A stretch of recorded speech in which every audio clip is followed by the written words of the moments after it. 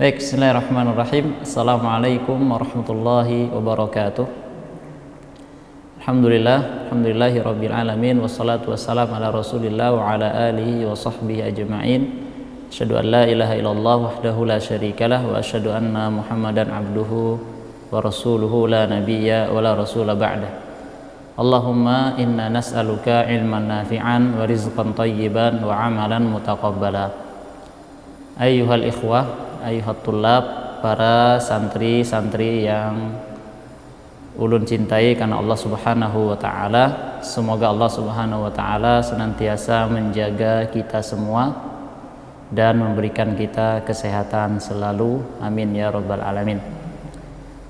Alhamdulillah, di pagi hari ini kembali Allah Subhanahu wa taala pertemukan kita kembali di kelas online yang mana kita mengkaji pada kelas ini matan Tuhfatul Atfal, matan yang berkaitan di dalam disiplin ilmu di bidang ilmu tajwid.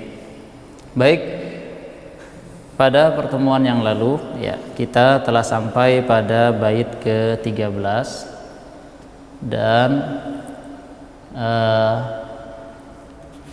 seperti biasa ya, seperti sebelum-sebelumnya, Ustadz selalu menekankan kepada santri-santri Ustadz agar menghafal matan sesuai dengan atau terakhir batas kita mempelajari. Ya, terakhir kita pada bait ke-13. Kira-kira siapa yang sudah sampai 13 bait?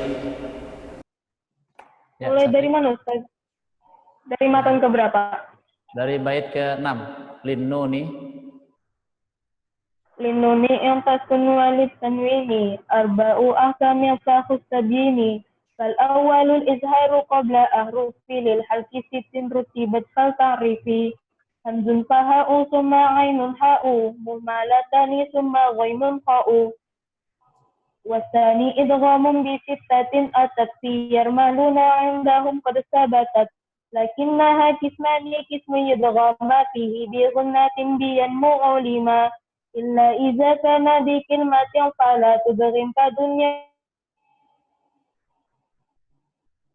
ghairi ghunna illa mi warasumma karirana wasalisul iqlabu 'inda al-ba'i mimman bi ghunnatin ma'al ikhfa'i warabi'ul ikhfa'u 'inda al-fadili min al-hurufi wajibul lil fadili في خمسة من بعد 10 رمزها في كلم هذا البيت قد ضمنتها إذا كان كم جاد شخص قد سمد طيبا زد في توقع ظالما.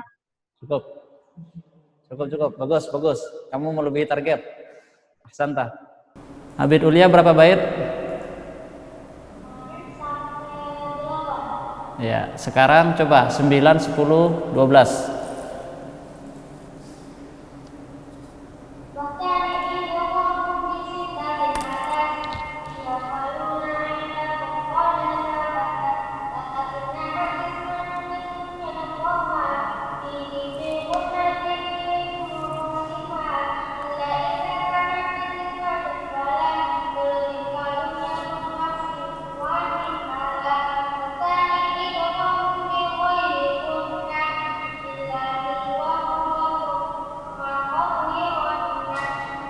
Bagus, ahsanta.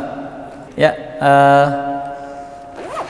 kita memulai materi. Ya, Ustaz ucapkan jazakumullah khairan kepada adik-adik atau santri-santri yang telah menyimakkan hafalannya. Sekarang dibuka pada halaman yang ke-9. Pada halaman ke-9 matan nomor 14. Pada halaman ke-9 matan nomor 14. Ya. Para santri yang dirahmati Allah Subhanahu wa taala, pada pertemuan sebelumnya alhamdulillah kita telah menyelesaikan pada bab al-iqlab. Iqlab menurut bahasa adalah mengubah sesuatu dari letaknya yang tabi'i. Adapun menurut istilah mengubah nun sukun atau tanwin pada ba menjadi mim yang tersembunyi yang digunakan pada pengucapan dengan tempo 2 harokat. Dan biasanya di dalam Al-Quran ditandai apabila ada nun sukun bertemu dengan huruf ba, biasanya tanda sukunnya dihilangkan, kemudian diberikan mim kecil di atasnya, ada tanda mim kecil, ditulis mim kecil. Begitu juga apabila tanwin, maka fathatain atau dhammatain atau kasratain dihilangkan satu, tanda dhammahnya, tanda fathahnya, tanda kasrohnya, kemudian diganti dengan mim kecil di atasnya, diganti dengan mim kecil di atasnya. Dan kemarin juga kita sebutkan di dalam ikhfa hendaklah ya, membaca dengan 2 versi, boleh dengan merapatkan kedua bibir, boleh juga dengan sedikit membuka. Taib, para santri yang dirahmati Allah Subhanahu wa taala, insyaallah kita membaca pada bait yang ke-14, 15 dan 16. Ustaz tolong dihafalkan baitnya ya. Ustaz tolong dihafalkan baitnya. 14 sampai 16 bait yang mana berkaitan tentang hukum yang keempat dari nun sukun atau tanwin apabila bertemu dengan huruf-huruf hijaiyah yang sisanya dari hukum-hukum sebelumnya. Tolong disimak, Ustaz bacakan matannya. Bismillahirrahmanirrahim. Qala al-muallifu rahimahullahu ta'ala, warrabi'ul ikhfa'u 'indal fadili minal hurufi wajibun lil fadili fi khamsatin min ba'di 'ashrin ramzuha fi kilmi hadzal baiti qad dhammantuha sif dza thanakam jada syakhsun qad sama dum tayyiban zid fi tuqan da' zalima. Sekali lagi, warrabi'ul ikhfa'u 'indal fadili minal hurufi wajibun lil fadili fi khamsatin min ba'di 'ashrin ramzuha fi kilmi hadzal baiti qad dhammantuha sif dza thanakam jada syakhsun qad sama dum tayyiban zid fi tuqan da' zalima.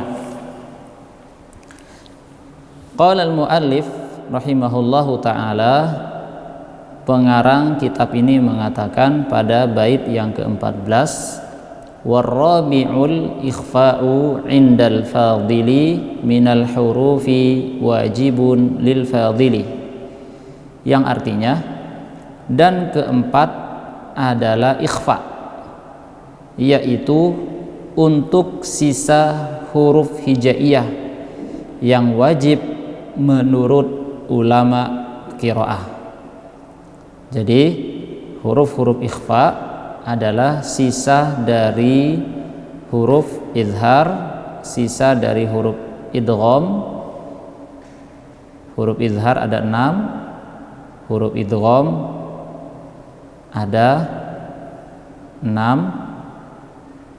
kemudian huruf iqlab ada 1, berarti ada 13, dan huruf-huruf hijaiyah ada 28, maka sisanya ada 15 ya, karena 13 sudah diwakilkan kepada 3 hukum sebelumnya, yaitu al-izhar, al-idgham, wal iqlab. Fi khamsatin min ba'di 'ashrin ramzuha, dalam 15 huruf yang rumusnya fi kilmi hadzal baiti, telah aku rangkum dalam kalimat bait.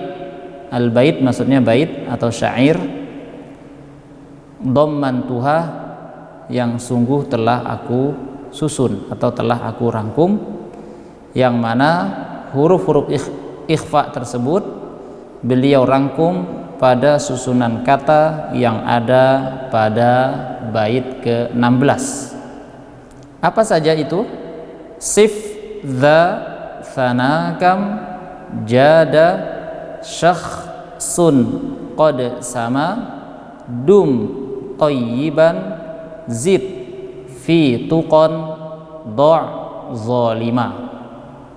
Huruf-hurufnya yang ada pada susunan kata atau yang terangkum pada susunan syair sif, za, thanakam, jada, syakhsun, qad sama, dum, tayyiban, zid, fi tuqan, do' zalima. Ya, para santri yang dirahmati Allah Subhanahu wa taala, jadi agar lebih memudahkan kita di dalam menghafalkan huruf-huruf ikhfa, dan kalau kemarin kalau tadi kita sebutkan sisa dari huruf-huruf yang selain dari huruf idgham, huruf izhar, dan huruf iqlab, huruf-huruf iqlab, maka akan sangat susah bagi kita mengurutkan huruf-huruf tersebut setelah diambil dari huruf izhar, huruf idgham, huruf iqlab. Agar mudah bagi kita untuk menghafal huruf-huruf ikhfa, maka Syekh Sulaiman Al-Jamzuri rahimahullahu ta'ala, beliau susun dalam bentuk bait syair yang dikumpulkan dari 15 huruf tersebut, yaitu pada kalimat sif. Jadi setiap huruf yang berada di awal, maka itulah huruf ikhfa'nya dari kata sif. Sif yaitu huruf shad. Sif huruf shad berarti 1, za huruf zal 2, sana huruf sa 3, kam huruf kaf 4, jad da yaitu huruf jim 6, syakhsun huruf shin 7, qad huruf qaf 8, sama huruf sin 9, huruf sa maksudnya atau sin, dum huruf dal 10, tayyiban huruf ta 11, zid huruf zai 12, fi huruf fa, kemudian tuqon huruf ta, kemudian do huruf dot, huruf yang ke-14, zaliman huruf za yaitu huruf yang ke-15. Jadi dari semua susunan kata yang ada di sini, huruf-huruf yang dikumpulkan pada susunan kata itu, setiap huruf yang berada di depan, yang paling depan yaitu sif huruf shad, za huruf zal, sa huruf sa, kam huruf kaf, itu adalah singkatan atau rangkuman dari huruf-huruf ikhfa. Ya, paham ya? Jadi apabila ada pertanyaan huruf ikhfa ada berapa? Ada 15, yaitu baitnya atau buktinya dalam bait ke-15 disebutkan pada 15, ada 15 huruf ikhfa. Kemudian apa saja huruf-huruf ikhfa? Maka santri-santri cukup menyebutkan, Ustaz, rumus huruf ikhfa adalah ini. Nah, yaitu sif, dha, thanakam, jada, syakhsun, qad sama, dum, tayyiban, zid, fi tuqan, do' zalima. Jadi apabila ada pertanyaan, tolong sebutkan rumus huruf ikhfa, maka adik-adik menyebutkannya pada bait ke-16. Apabila ada pertanyaan, tuliskan rumus huruf ikhfa, maka sebutkan pada bait ke-16 dan dihafalkan dengan benar dan lancar, dan tidak, harapannya benar-benar lancar, tidak dilupakan, seperti kalian menghafal nama kalian. Nah, kalau sudah hafal seperti nama kalian, maka insya Allah hafalannya juga tidak lupa ya, menghafalnya seperti kalian menghafal nama kalian dan menghafal nama orang tua kalian. Ada yang lupa nama orang tuanya? Nggak mungkin. Maka kalau dia hafal seperti menghafal nama dia dan nama orang tuanya, maka hafalan apa saja, hafalan Al-Qur'annya insya Allah hafalannya lancar, kuat. Ya, Ustaz ulangi, ada 15 huruf ikhfa yang terkumpul pada bait syair yang disusun oleh Syekh Sulaiman Al-Jamzuri rahimahullahu ta'ala pada bait ke-16. Dari setiap awalan yang terdapat pada huruf-huruf tersebut, itulah huruf-huruf ikhfa, yaitu sif, maksudnya huruf shad ya. Baik, sekarang masuk kepada penjelasan, dibuka di syarah, disimak syarahnya, pada ada syarah nomor 1 di situ. Ikhfa menurut bahasa adalah satrun atau menutup. Ikhfa menurut bahasa adalah satrun atau menutup.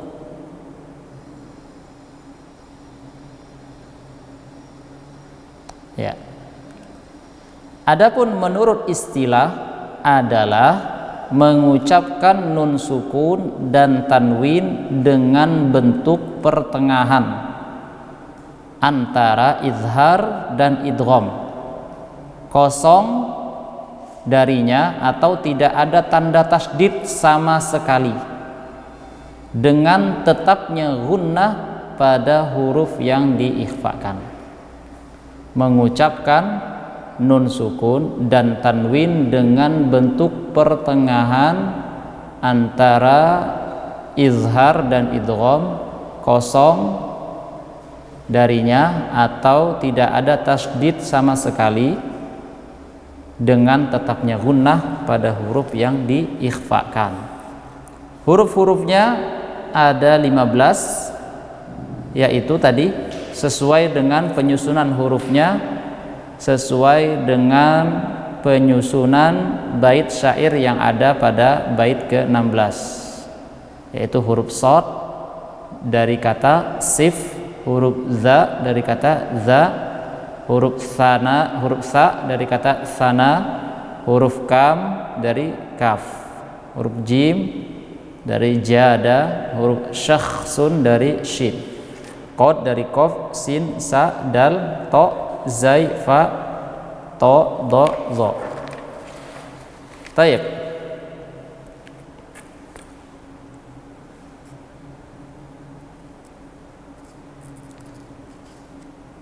Sekarang Ustadz akan memberikan contoh. Ini memang baru semua kah, Mas Irsad? Baru semua? Oh ya udah. Mungkin awal bulan kan. Yang merah gak ada? Soalnya buat memberikan, coba pian. Ya, Ustaz kasihkan contoh.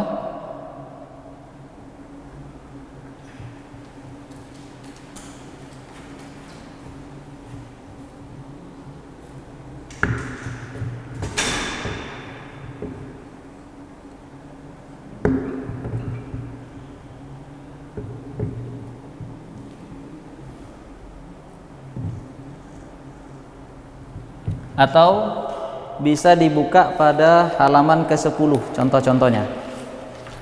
Pada halaman ke-10 silakan dibuka contoh-contoh yang adanya. Silakan dibuka pada halaman 10.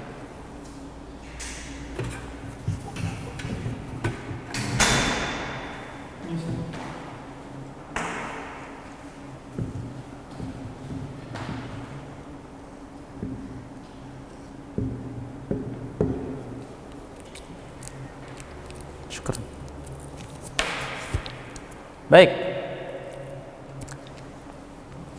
Pada contoh yang di situ disebutkan pada ayat walaman sobaro.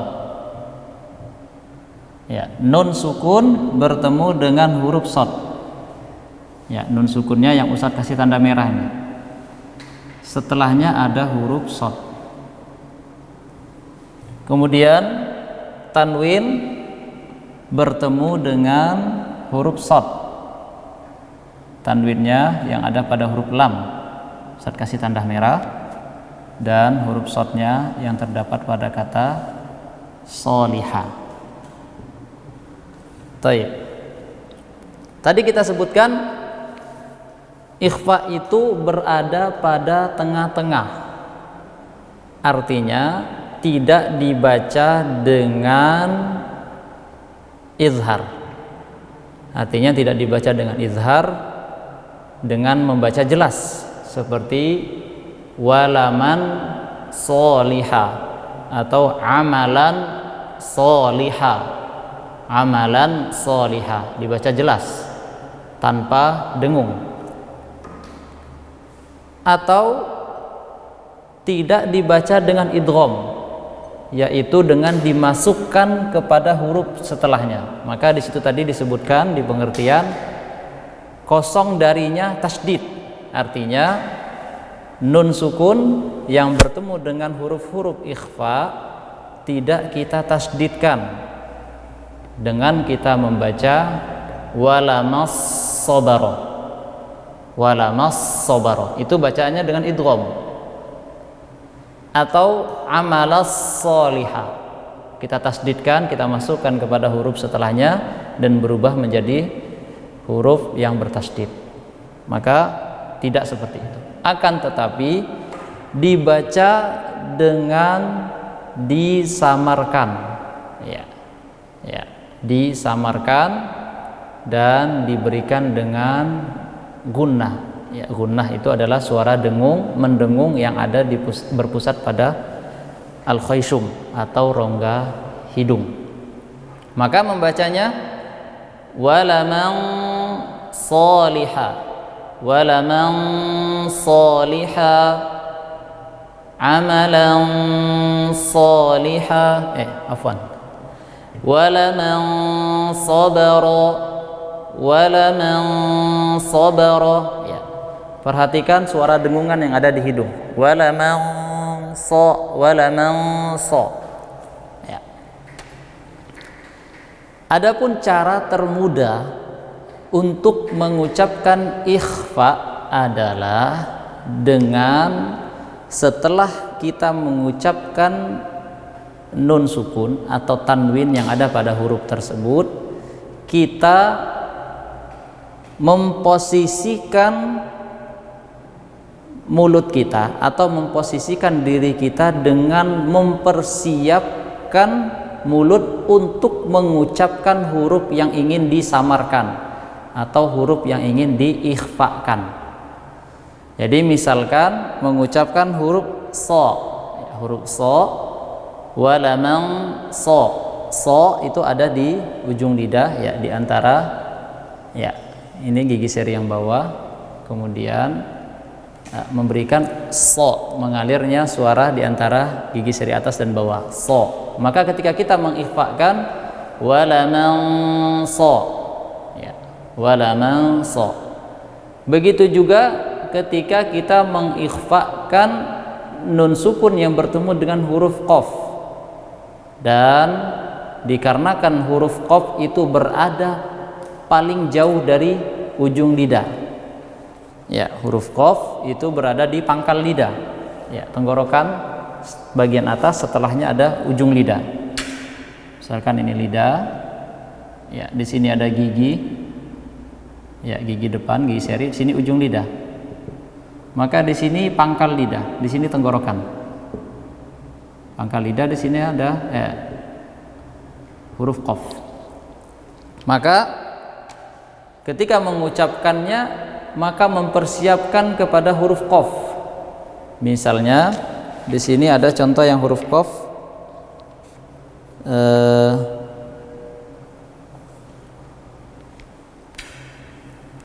min,